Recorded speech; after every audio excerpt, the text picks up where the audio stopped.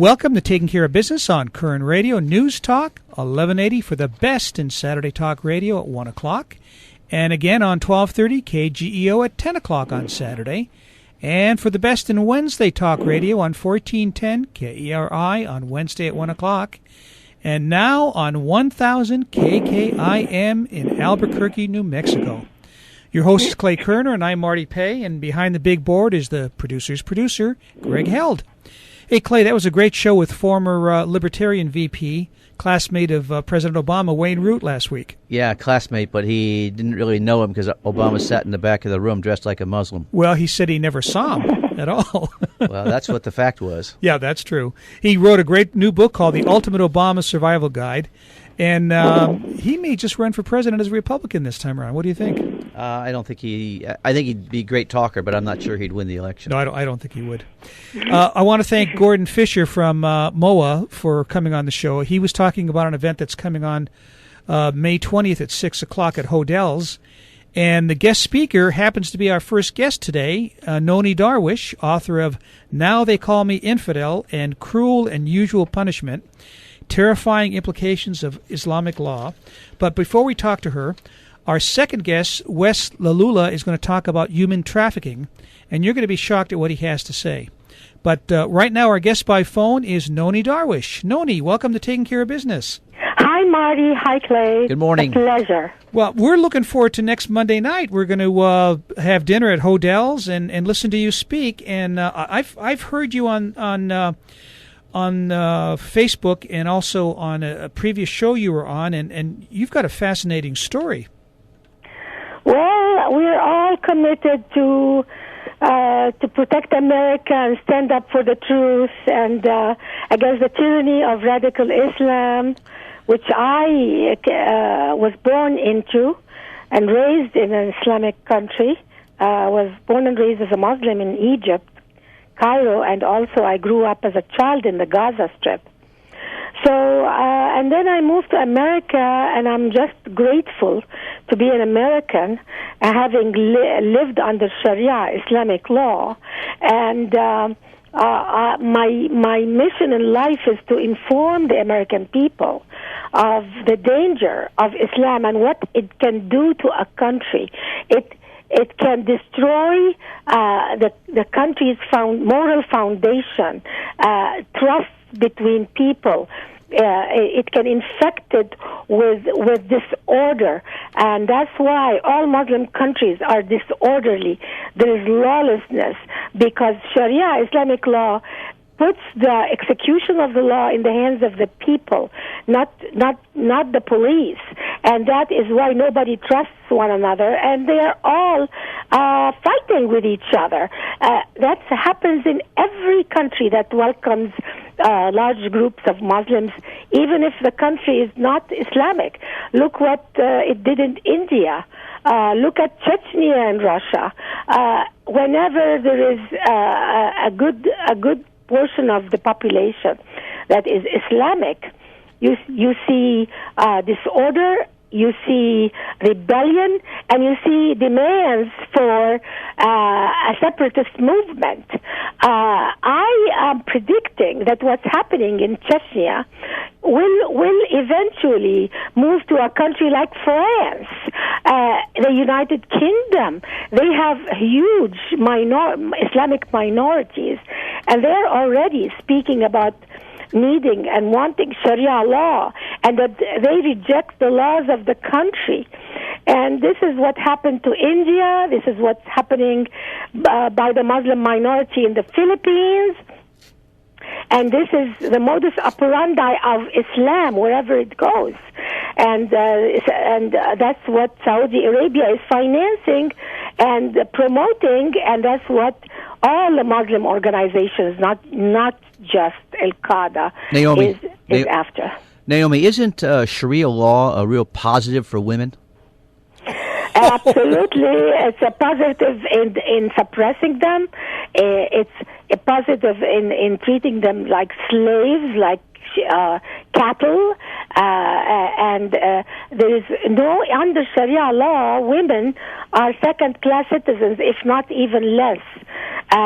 The laws of Sharia are totally different between men and women. Slavery, sexual slavery, is still it's highly regulated under Sharia law, and it just amazes me as to why African Americans, especially in America, convert to Islam. Don't they understand that slavery is highly regulated under Sharia law and is practiced against Black Africa today? In the Sudan, the Arabs in Sudan, the Muslim Arabs in Sudan are enslaving the Black African Christians. And I don't understand. Our great African American citizens are so ill-informed of Islam, and they're converting. Some of them are converting to Islam. It doesn't make sense. No, it doesn't. We're having a conversation with Nonie Darwish, the author of Now They Call Me Infidel. You know, it's not just in other countries, but the population of the United States is also pretty much uninformed, not only in Islam, but in what's going on in our government, as you're well aware today. Exactly. I mean, who have you killed? Since that's part of your responsibility as a Muslim in the Jihad. Yes, well, I grew up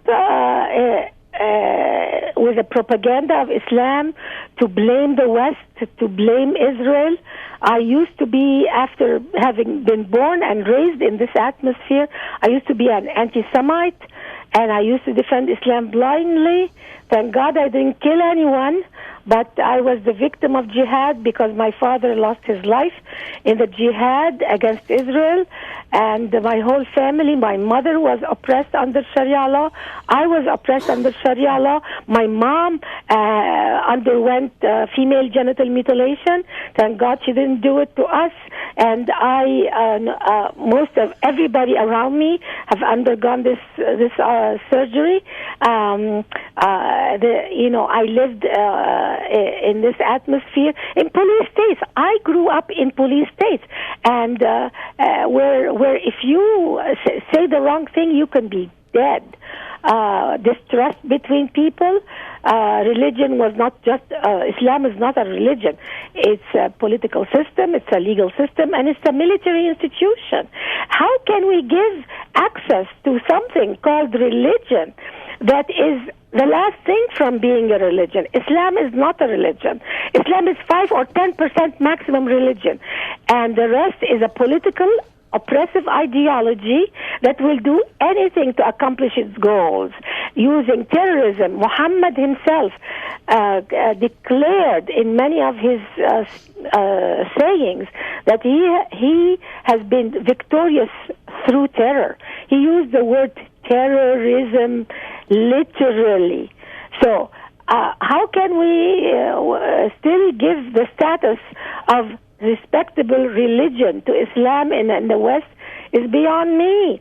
Islam in any Western civilized country should be declared a renegade political ideology, and that is only practiced in banana republics, and it should never be practiced or accepted or given a status of respectability next to great religions of Judeo-Christian culture.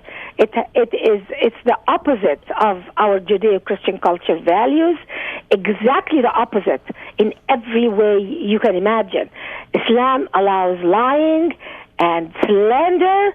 Actually, it will punish you if you don't lie and slander for the purpose of promoting Islam. You know, you Naomi, will be punished. Naomi, our President Obama, who I believe everything he says, said that this was a religion of peace, and now you're contradicting that.